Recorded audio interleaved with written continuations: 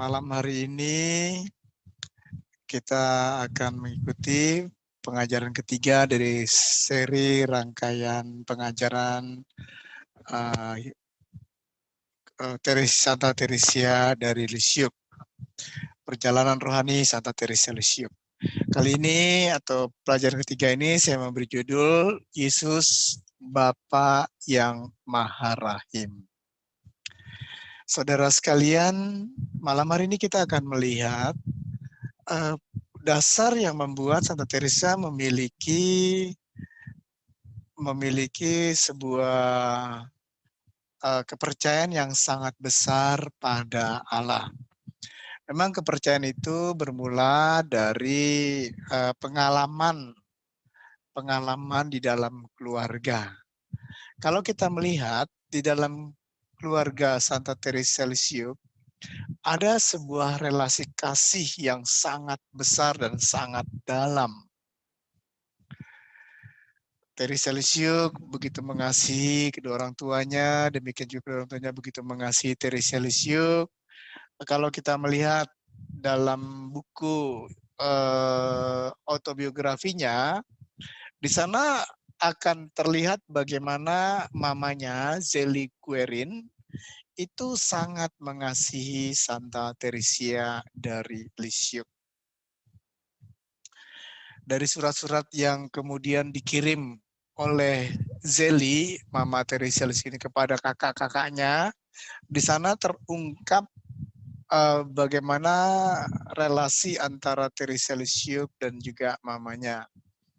Jadi mamanya seringkali menulis surat untuk kakak-kakaknya. Mary, baik Mary anak pertama maupun Pauline anak yang kedua, kakak dari Santa Teresa Lisieux, dan di sanalah kemudian terungkap bagaimana mamanya memperlakukan Teresia dan begitu mengasihi Santa Teresia dari Lisieux. Memang Zélie Guérin ini meninggal ketika Santa Teresia berumur 4 tahun. Jadi masih masa kanak-kanak. Teresia ditinggal oleh mamanya, ditinggal. Nah, tapi dari masa yang singkat itu, di sana tetap terlihat relasi yang sangat dekat dan akrab antara mamanya dengan Santa Teresia dari Lisieux. Misalkan ada satu percakapan menarik antara Teresia dan Zélie yang ditulis untuk kakaknya. Dia mengatakan begini, baru saja si kecil mengusap wajahku dan memeluk aku. Si kecil manis ini tak mau meninggalkan aku. Selalu saja dia di sisiku. Dia amat senang pergi ke taman. Tapi bila saya tidak ada di situ, dia tidak mau tinggal di sana, lalu menangis sampai saya datang mengambilnya. Lalu kemudian juga dia menuliskan demikian. Jadi mamanya Teresia ini atau Zélie ini begitu dekat. Si kecil ini begitu akrab dengan Zélie. Lalu pada satu hari di dalam pangkuannya, Teresia kecil bertanya kepada Zélie.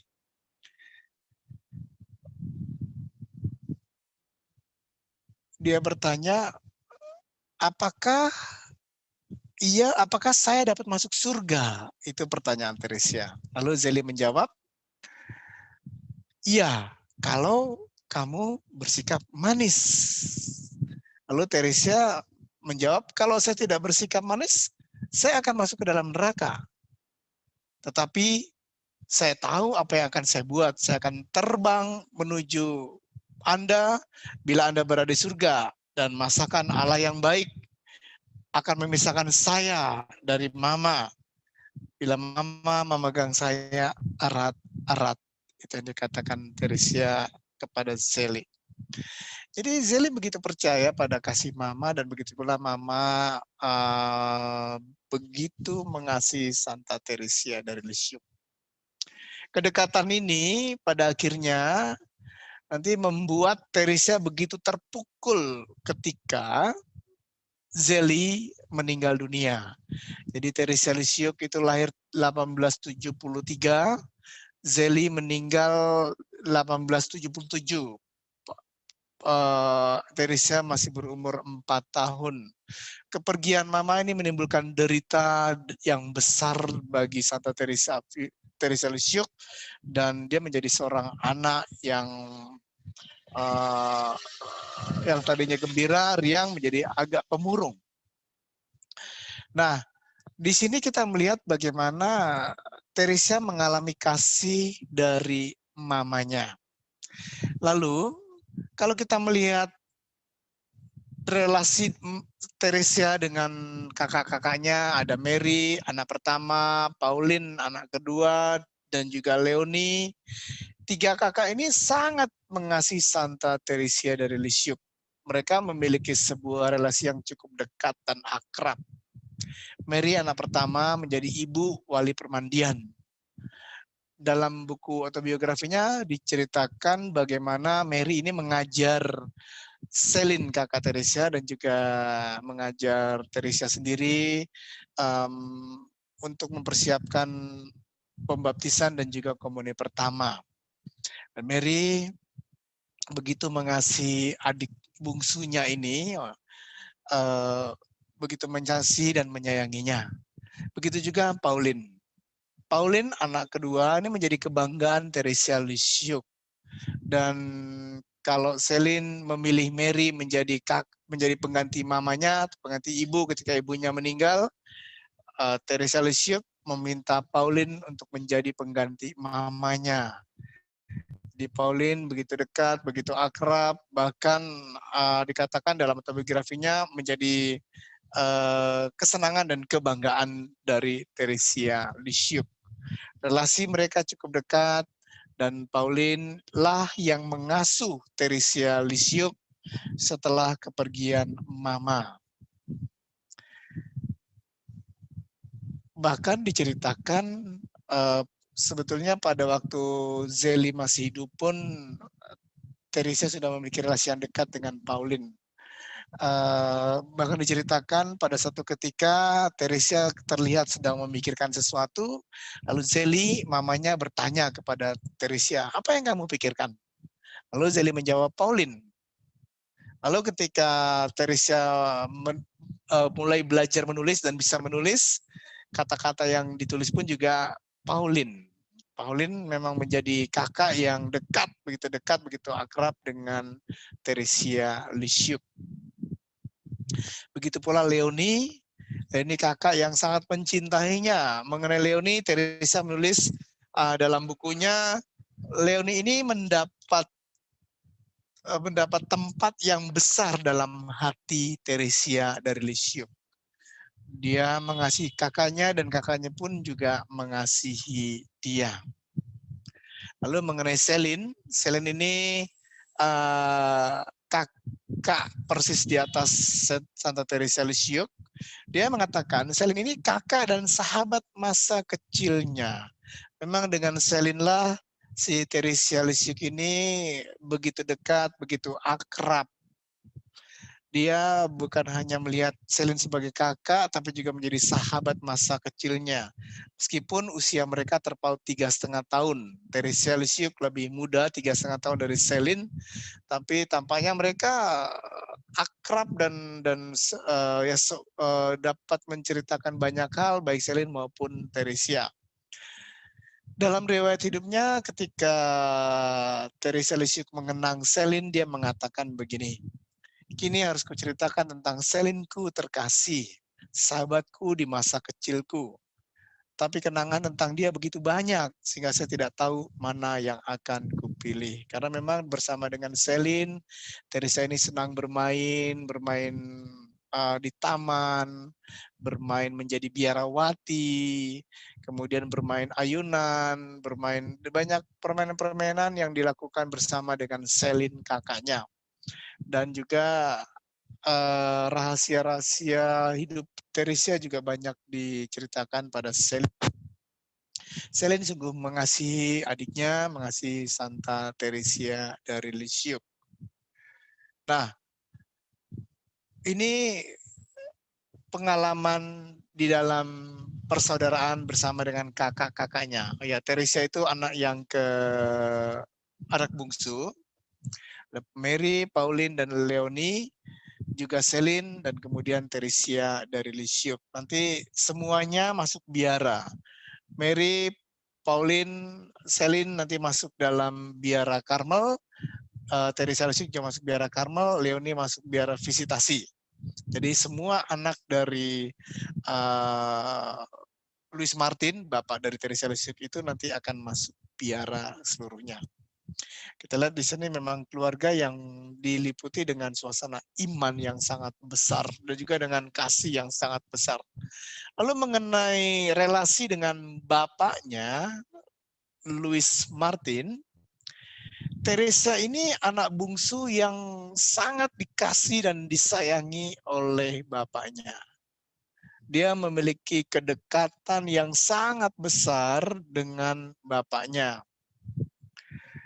Teresia bagi Louis Martin itu disebut sebagai ratu kecil. Ini ratu kecilku.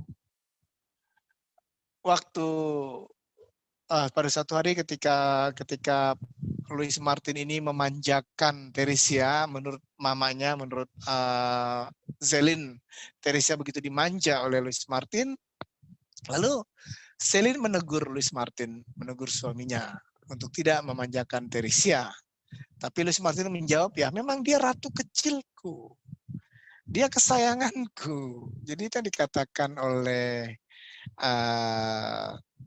Louis Martin kepada istrinya. Relasi itu begitu dekat, begitu akrab. Pada suatu ketika,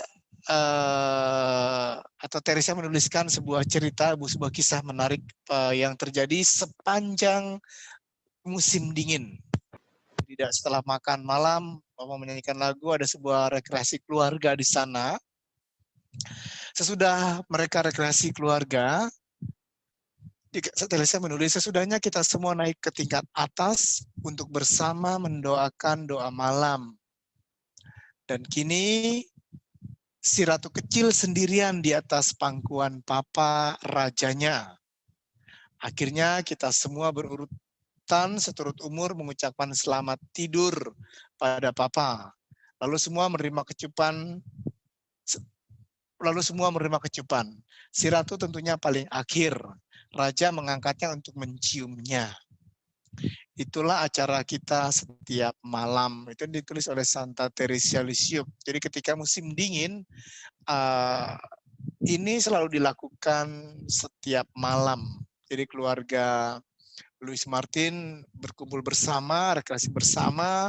Kemudian setelah dikatakan juga bapaknya menyanyikan lagu, senang menyanyikan lagu. Lalu kemudian setelah itu semuanya naik ke tingkat atas untuk berdoa dan tinggallah si ratu kecil, tinggallah Teresia Lisieux di atas pangkuan papanya. Jadi papanya begitu mengasihi Teresa. Teresa mengalami sebuah cinta yang sangat besar dari bapaknya. Cinta yang dialami oleh Santa Teresia Lisieux yang dilihat sebagai ratu kecil oleh Louis Martin. Pengalaman-pengalaman itu tentu saja pengalaman yang memberikan berkat bagi Teresia Lisieux untuk hidup rohaninya dan juga untuk hidup di masa selanjutnya. Jadi di dalam keluarga Louis Martin dan Sally Guerin, di sana terdapat sebuah relasi cinta kasih yang ditandai dengan hidup beriman yang dalam. Jadi bukan hanya cinta kasih, tapi juga ditandai dengan hidup beriman yang dalam. Memang Louis Martin dan Sally Guerin, keduanya pernah ingin masuk biara. Tapi akhirnya mereka menikah, dan Sally Guerin mengatakan bahwa dia ingin melahirkan banyak anak untuk masuk dalam biara, untuk diberikan kepada Tuhan. Dan itulah kemudian memang yang terjadi. Nah, di dalam keluarga ini ada ikatan cinta kasih yang besar dan Teresia hidup dalam suasana cinta yang begitu besar dari bapaknya, terutama dari Selin, dari ketiga kakak-kakaknya yang lain, juga dari mamanya yang meninggal ketika dia berusia 4 tahun. Nah, suasana cinta ini sangat mempengaruhi hidup Santa Teresia dari Lisieux. Ditambah dengan suasana iman, nanti Teresia Lisieux juga akan melihat Yesus dalam sebuah kesederhanaan pandangnya. Dia melihat ada di sana kita akan melihat ada kesederhanaan relasi dengan Yesus. Relasi Teresia dengan Yesus sangat dipengaruhi oleh relasi Teresia dengan keluarganya. Begitu dekat dan juga terasa konkret kehadiran Yesus dalam hidup Santa Teresia dari Lisieux. Yesus dilihatnya sebagai sahabat masa kanak-kanaknya. Diceritakan Teresia Lisieux itu dia tidak melanjutkan studinya. Trik yang ditulis oleh Santa Teresia dari Lisieux. Jadi Teresia karena satu hal akhirnya dia tidak melanjutkan studinya, tidak melanjutkan sekolahnya, tapi dia kemudian belajar di rumah. Nah, di sekolah itu ada satu perkumpulan anak-anak Maria. Teresia ingin sekali ikut perkumpulan itu. Karena dia bukan lulusan atau bukan alumni, kalau alumni boleh ikut lulusan itu, ikut dalam kelompok itu, tapi karena Teresia itu tidak menyelesaikan studinya, dia tidak dapat begitu saja masuk menjadi anggota perkumpulan itu. Tapi karena dia mendesak, akhirnya kepala sekolahnya tidak menolaknya, tapi mengajukan syarat bahwa dia harus datang ke sekolah seminggu 2 kali untuk mengikuti pertemuan.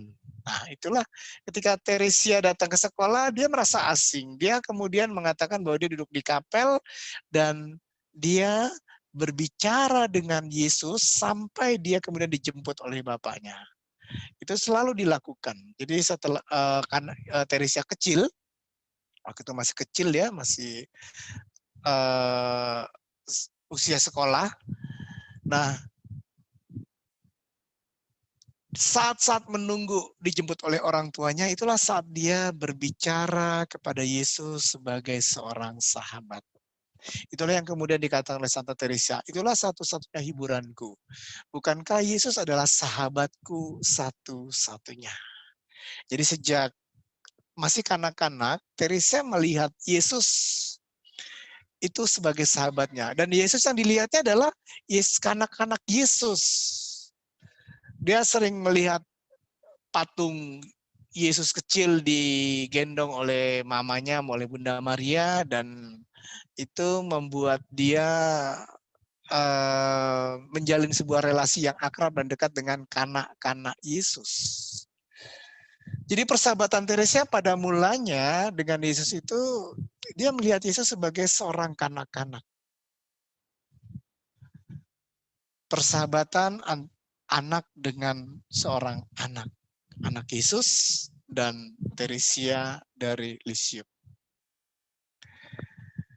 Dalam bukunya, ketika dia pulang mengantar Pauline masuk Karmel, dia mengantar Pauline dan kemudian dia pulang ke rumah.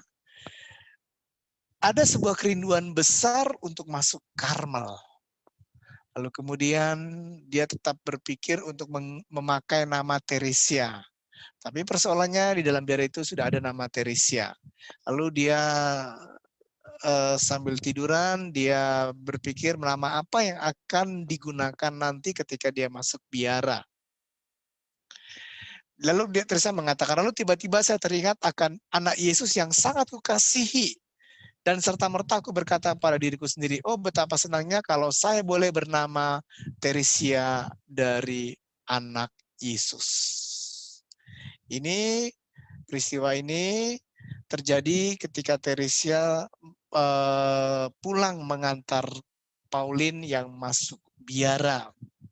Kita lihat di dalam ungkapan ini, dalam autobiografi ini, bagaimana Teresia itu mengasihi anak Yesus. Yesus kanak-kanak. Yesus kanak-kanak itu menjadi sahabat bagi Teresia yang juga masih kanak-kanak. Relasi dengan Yesus, kita melihat ada sebuah relasi dalam kesederhanaan. Dia melihat Yesus adalah sahabat bagi dirinya. Selain itu, Teresa juga memandang Yesus sebagai seorang kekasih dan mempelai.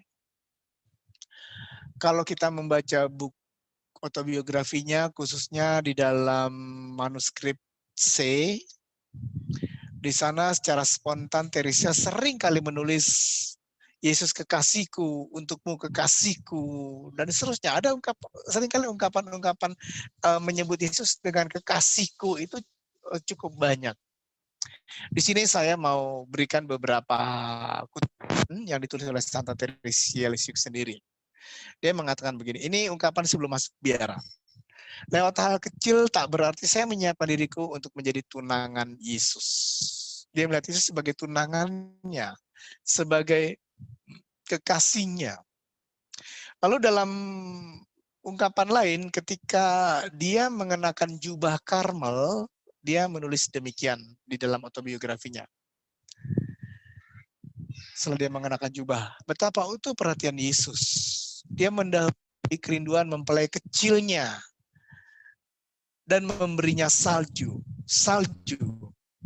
dari surga untuk memikat kekasihnya. Jadi waktu dia mengenakan jubah itu turunlah salju. Nah, dia melihat salju itu sebuah pemberian dari Yesus kekasihnya.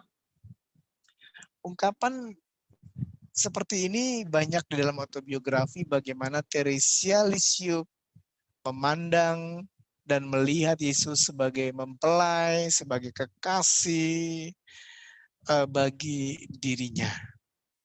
Lalu kemudian dalam profesinya atau saat profesinya, saat Teresa mengucapkan kaul, di sana Teresa juga mengatakan dan menulis demikian. Ketika saya melihat bintang-bintang gemerlapan di langit dan berpikir bahwa surga indah itu akan segera terbuka bagi mataku yang terpesona, dan kemudian dapatlah saya bersatu dengan mempelaiku dalam sukacita abadi. Itu yang Teresia katakan saat profesinya. Dia ingin bersatu dengan mempelai. Yesus dipandang demikian oleh Teresia Lisieux. Lalu ada ungkapan-ungkapan lain dalam manuskrip B. Misalkan saja beberapa saya kutipkan di sini atau saya tampilkan di sini. Misalkan dia mengatakan begini, kakak terkasih, ini suratnya kepada Mary.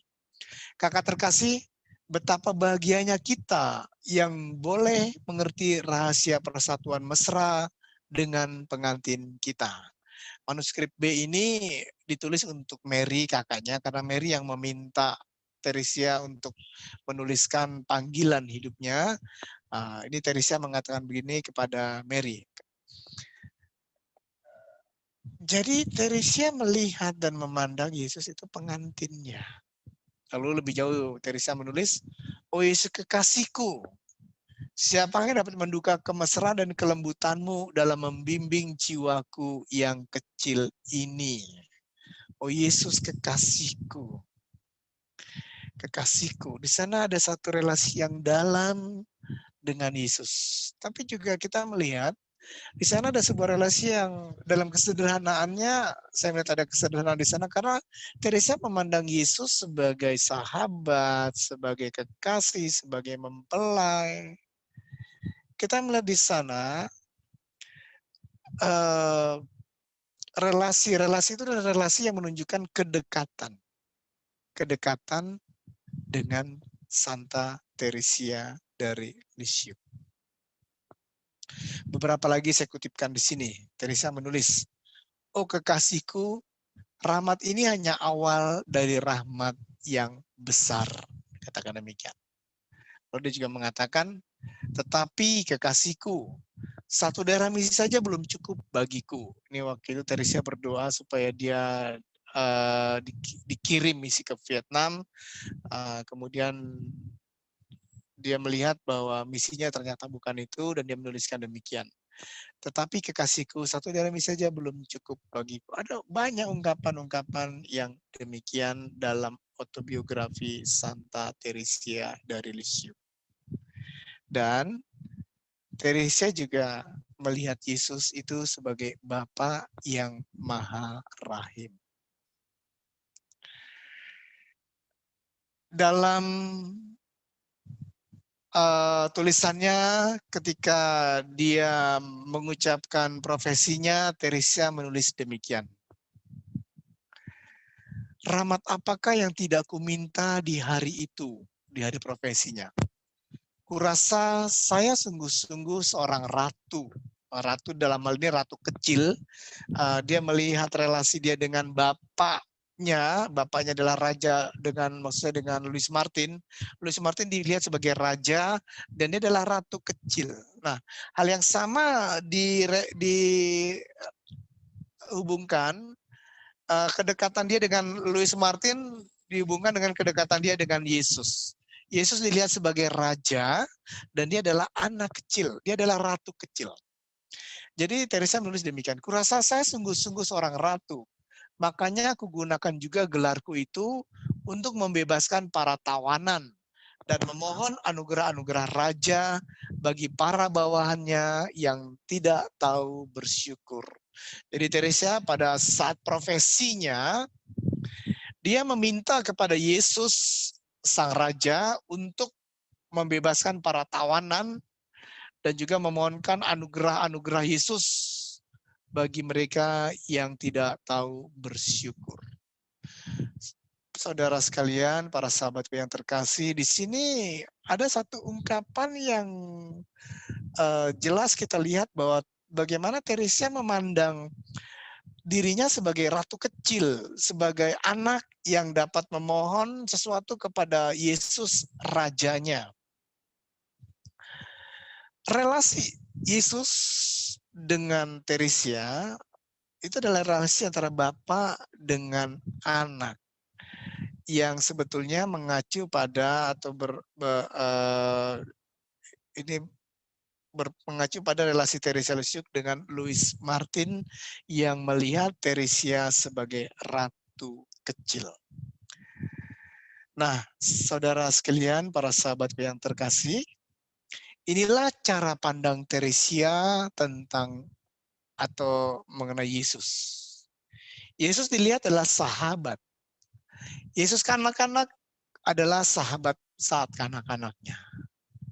Yesus juga kekasih, Yesus mempelai, dan juga Yesus adalah Bapa yang Maha Rahim. Saudara sekalian, nanti bagian terakhir ini Yesus adalah Bapa yang Maha Rahim, kita akan perdalam di sini. Karena memang nanti jalan kecil Teresia adalah jalan kecil yang memandang Allah sebagai Bapa. Dan Teresia menulis demikian. Yesus menunjukkan kepadaku jalan yang mengantar ke dapur api ilahi. Jalan itu ialah jalan penyerahan seorang anak kecil yang tanpa cemas tertidur dalam tangan bapaknya. Inilah jalan kecil Santa Teresia Lisieux yang melihat Allah sebagai Bapa. Hanya saja saya mau tunjukkan kepada kita semua, Bapak yang dimaksud Teresia ini bukan Bapak yang ada di surga, Bapak yang transenden, bukan hanya itu, tapi yang dimaksud Bapak ini adalah Yesus. Yesus mencintai Teresia dengan kasih seorang Bapa. Yesus mengasihi dengan kasih kebapaan yang sempurna.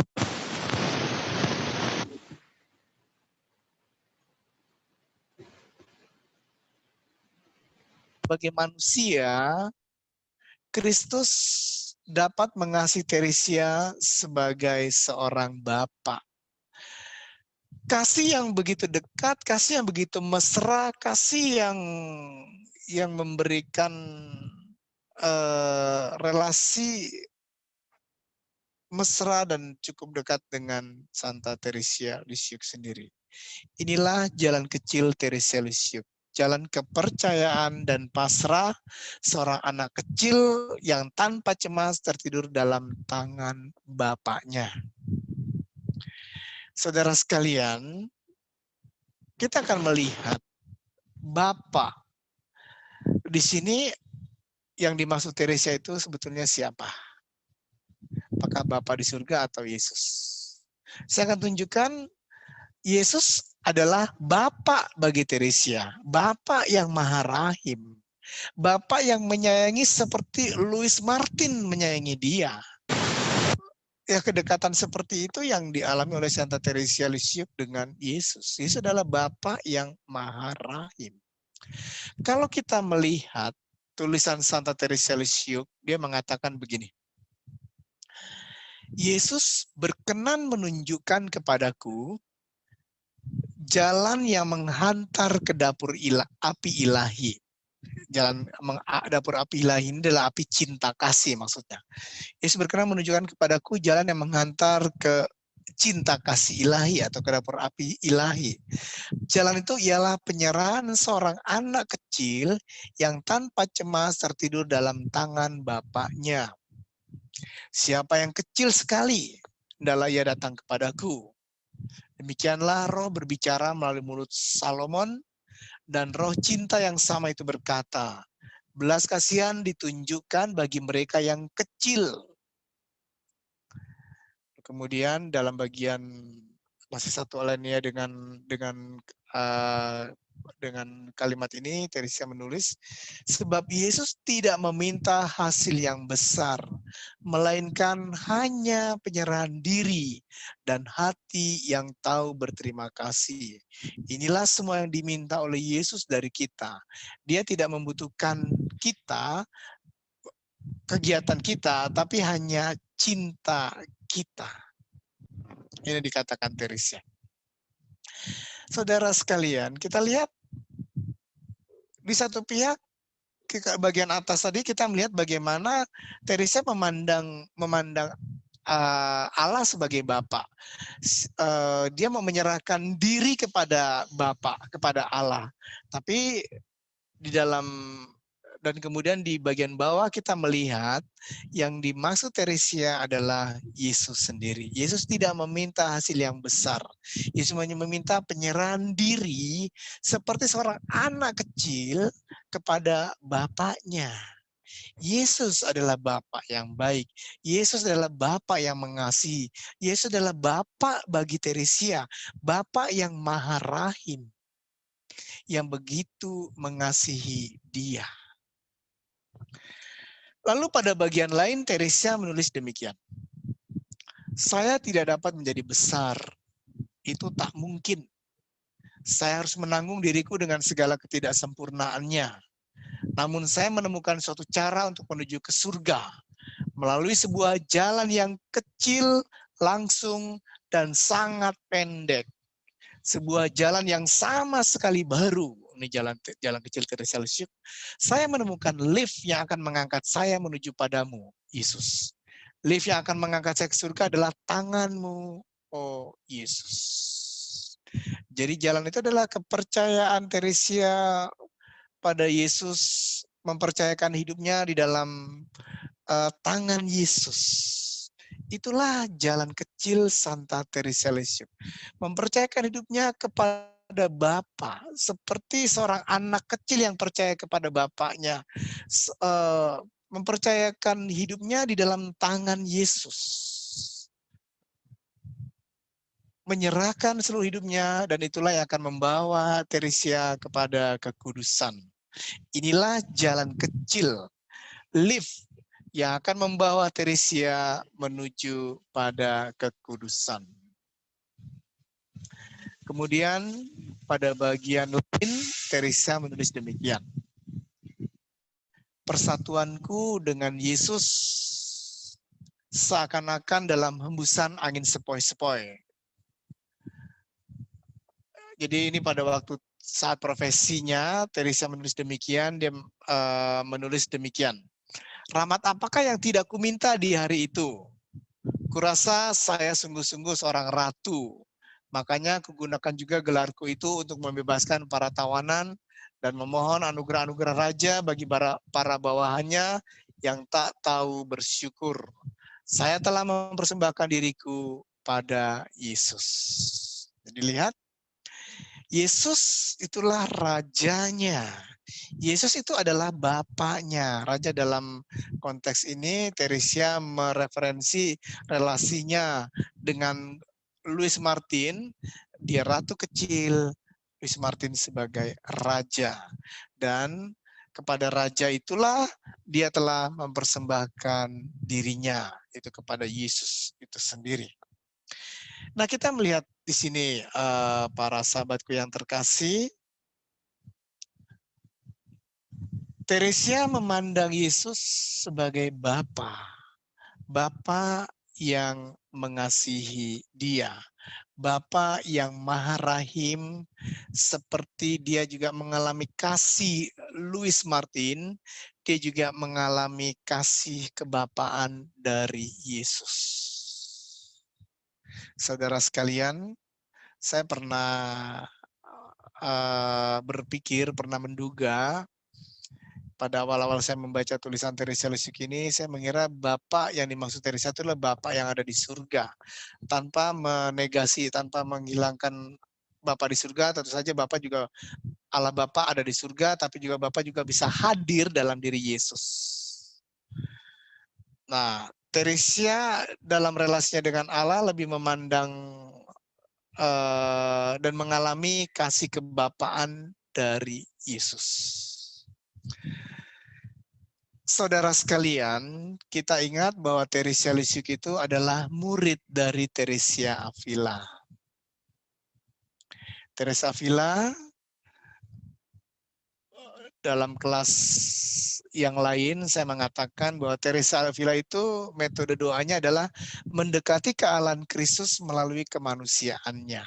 Atau dia mendekati kemanusiaan Kristus untuk sampai pada kealahannya. Karena kemanusiaan dan kealahan Kristus tidak dapat dipisahkan. Yesus itu 100% Allah dan Yesus itu juga 100% manusia. Nah, Yesus dalam hidup rohani Santa Teresa Avila, dia lebih melihat Yesus ini adalah sahabat. Dalam imanensinya, Yesus dapat menjadi seorang sahabat bagi Teresia dari Avila. Sedikit berbeda dari Teresa Avila, meskipun Teresa Lisieux nanti belajar dari Teresa Avila ini dan dia anak rohani Teresa Avila, saya kira Teresa Lisieux ini mengerti sungguh ajaran Teresa Avila, dan Teresa Lisieux memang memiliki pandangan yang sejalan dengan Teresa Avila. Yesus bagi Teresa Lisieux itu adalah sahabat kecilnya, sahabat masa kanak-kanak, dan Yesus juga adalah kekasih dan juga mempelai. Dan Yesus itu dilihat oleh Teresa Lisieux sebagai Bapa, Bapa yang Maha Rahim. Inilah cara Teresia Lisieux memandang Yesus. Cara dia melihat Yesus. Yang sangat dipengaruhi oleh masa lalunya yang penuh dengan kasih. Dalam imanensinya, Yesus bisa hadir memang bagi Teresia Lisieux menjadi sahabat, sebagai kekasih, mempelai, dan sebagai Bapa. Ya, Yesus juga bisa hadir bagi kita sebagai sahabat, sebagai kasih, mempelai, bapak, ibu, ataupun pribadi yang memang kita rindukan atau yang berarti dalam hidup kita. Tapi juga jangan lupa Yesus itu tetap 100% Allah. Dia 100% manusia, dia 100% Allah. Nah, Teresia Lisieux yang hidup dalam lingkungan yang penuh cinta, dia memandang Allah dalam kesederhanaan relasinya, baik dengan mamanya, dengan bapaknya, dengan saudari-saudarinya. Dia memandang Allah dalam relasi yang penuh cinta demikian, dan dia menempatkan Allah dengan cara yang sangat tepat. Dalam imanensinya, dia bisa dekat, bisa akrab dengan Yesus, tapi juga dia tahu bahwa Yesus itu adalah Allah. Sedangkan dia adalah anak kecil yang mengharapkan segala-galanya dari Allah Bapaknya. Saudara sekalian, para sahabatku yang terkasih, ini memberi teladan bagi kita. Memang mungkin kita tidak mengalami pengalaman kasih yang besar seperti Teresa Lisiuk di dalam keluarga. Mungkin ada kekecewaan-kekecewaan dengan anggota keluarga, atau mungkin ada relasi yang buruk dengan bapak, dengan mama, atau dengan yang lain. Bukan berarti bahwa kita tidak mampu memandang Allah sebagai Bapa kita. Teresa Lisiuk diberi pengalaman ini oleh Tuhan untuk menjadi teladan bagi kita. Dia menunjukkan kepada kita bagaimana Yesus dapat mencintai kita sebagai seorang sahabat. Yesus dapat mencintai kita sebagai seorang kekasih, mempelai, bapa, ibu, dan sebagainya. Ini teladan yang mau dikatakan kepada kita oleh Tuhan. Teresa Lisiuk memberi teladan khas ini. Jadi tidak harus bahwa kita harus memiliki pengalaman pengalaman cinta yang besar seperti Teresa alami dalam keluarganya, tidak. Tapi cukuplah bagi kita bahwa seorang Teresa Lisiuk itu menunjukkan kepada kita bahwa relasi kita dengan Yesus bisa menjadi begitu dekat, mendekati imanensi Kristus, mendekati kemanusiaan Kristus untuk sampai kepada kealahan Kristus. Inilah teladan Teresa Avila atau ajaran Teresa Avila yang dimengerti dengan sungguh oleh Teresa Lisiuk. Memang Teresa Lisiuk sendiri sejak kecil itu memang sudah memiliki pandangan yang demikian. Sejalan dengan pandangan Teresa Avila, Yesus bagi Teresa Avila adalah sahabat, adalah Bapa bagi dia. Maka saudara sekalian, Yesus yang Maha Rahim, yang menjadi manusia sama seperti kita dalam segala hal, kecuali dalam hal dosa, dia adalah sahabat kita. Dia dapat hadir bagi kita dan menyatakan kasih kemanusiaannya, entah sebagai sahabat, sebagai mempelai, sebagai kekasih, atau sebagai bapa.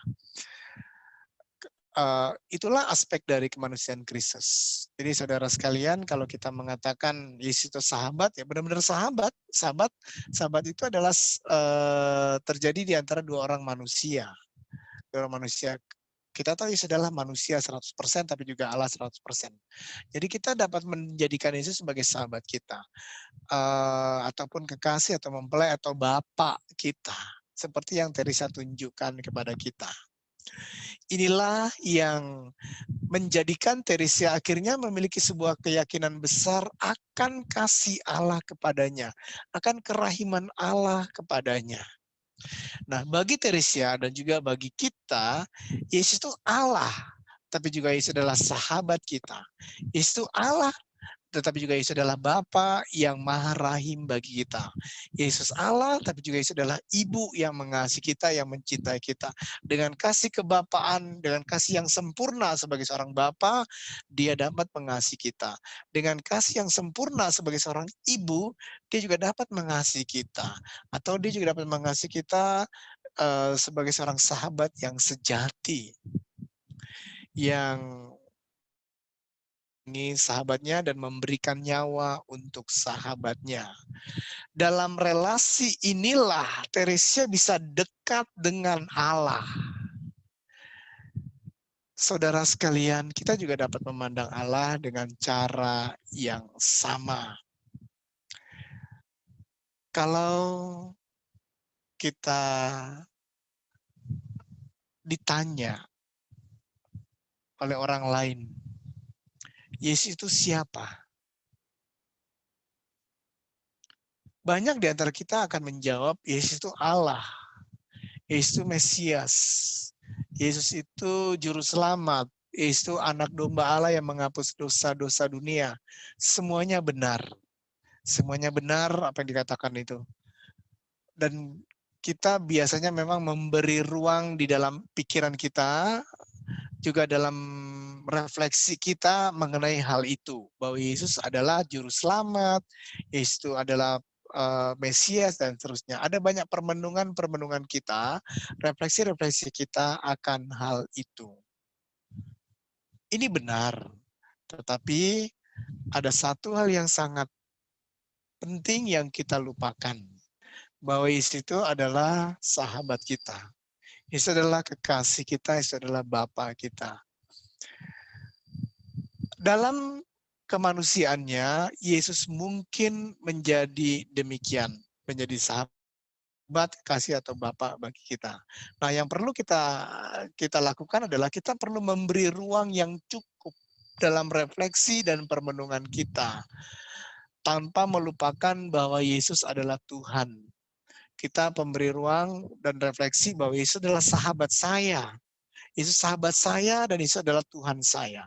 Yesus adalah kekasih saya, tapi juga Yesus adalah Tuhan saya. Yesus adalah Bapak saya atau pribadi yang dekat dengan saya, yang mengasihi saya, yang ada bersama dengan saya, tapi juga dia adalah Allah saya. Nah, kedekatan relasi inilah yang perlu bagi kita dan yang diteladankan oleh Santa Teresia Lisieux. Inilah yang kemudian membuat Teresia Lisieux mampu melihat Allah itu sungguh Maha Rahim. Bapa itu adalah Bapa yang Maha Rahim.